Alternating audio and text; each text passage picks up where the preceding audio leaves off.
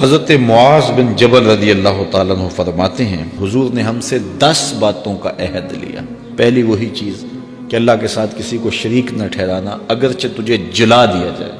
اور تجھے قتل کر دیا جائے۔ دوسری وصیت یہ کی کہ اپنے والدین کی کبھی نافرمانی نہ کرنا، اگرچہ تجھے تیرے گھر سے نکال دے، تیرے اہل سے نکال دے، بچوں سے دور کر دے، لیکن پھر بھی ان کی نافرمانی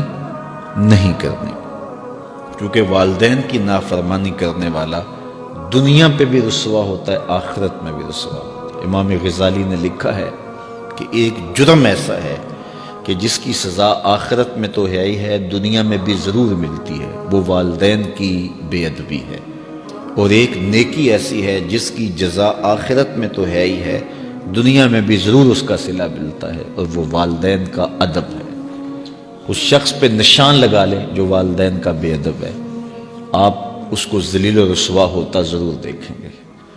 اور اس شخص پہ بھی نشان لگا لیں جو والدین کا مؤدب ہے، فرما بردار ہے، اس کی پگڑی کا کلس کبھی نیچا ہوتا نہیں دیکھیں گے آپ۔ تو والدین کے ساتھ اس نے سلوک کرنے کی تلقین کی گئی۔ حضور نے تیسری وصیت یہ کی کہ فرض نماز جان بوجھ کے ترک نہ کرنا، جس نے جان بوجھ کے فرض نماز ترک کی اللہ اس سے اپنا ذمہ اٹھا لیتا ہے۔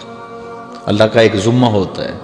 جو بندوں کا اس نے لیا ہوتا ہے اپنے محض کرم سے، تو پھر وہ ذمہ اٹھا لیتا ہے۔ پھر وہ دیکھیے اللہ ذمہ اٹھا لے تو پھر وہ سوائے ذلیل ہونے کے اور کیا اس کا مقصوم ہوگا، تو ذلت ہی ذلت اس کا مقدر ہوگا۔ اللہ اکبر۔ آج ہم کہتے ہیں پوری دنیا کے اوپر کہ مسلمان کیوں ذلیل اور کیوں رسوا ہو رہے ہیں، 5-7% مسلمان جو ہے وہ نمازی ہیں، تو پھر جب یہ حالات ہوں گے تو پھر اللہ اپنا ذمہ اٹھا لے گا۔ جب وہ اپنا ذمہ اٹھا لے گا تو پھر ہمیں جو مرضی توڑے، جو مرضی مارے، پھر اس کا ذمہ اٹھ گیا تو وہ ذمہ ہم سے اٹھا لیتا ہے اگر ہم اس کے حضور سجدہ ریزیاں نہیں کرتے۔ اور یہ بھی حضور نے وصیت کی کہ کبھی شراب نہیں پینی، اس لیے کہ ہر بے حیائی کی جڑ ہے،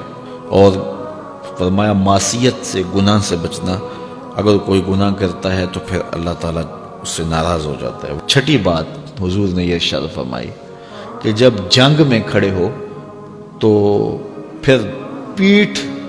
دکھا کے بھاگنا نہیں ہے، اگرچہ لوگ کٹ کٹ کے گر رہے ہوں تو میں صلی اللہ العافیہ، اللہ سے عافیت مانگو، یعنی اللہ سے مانگو عافیت، بیماری نہ مانگو، آزمائش نہ مانگو، مشکل نہ مانگو، لڑائی نہ مانگو، جنگ نہ مانگو، لیکن اگر پڑ جائے تمہارے اوپر تو پھر استقامت دکھاؤ، پھر بھاگنا نہیں ہے، اور یہ کبائر میں سے جنگ سے بھاگ جانا۔ تو فرمایا کہ اگرچہ لوگ کٹ کٹ کے گر رہے ہوں تو جنگ سے بھاگنا نہیں ہے، اور یہ بھی وصیت لی کہ کسی جگہ پہ کوئی بیماری آ جائے اور لوگ موت کا شکار ہو جائیں تو پھر ثابت قدم رہنا ہے، وہاں کو چھوڑ کے بھاگنا نہیں ہے۔ اور 8ویں وصیت حضور نے یہ لی کہ اپنے اہل و عیال پر، اپنے بچوں پر، اپنی بیوی پر اپنی استطاعت کے مطابق کھل کے خرچ کرو،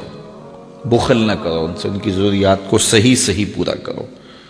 اور 9ویں حضور نے یہ وصیت کی کوڑا لٹکا کے رکھو، ان کو ادب سکھانے کے لیے، دین سکھانے کے لیے، اور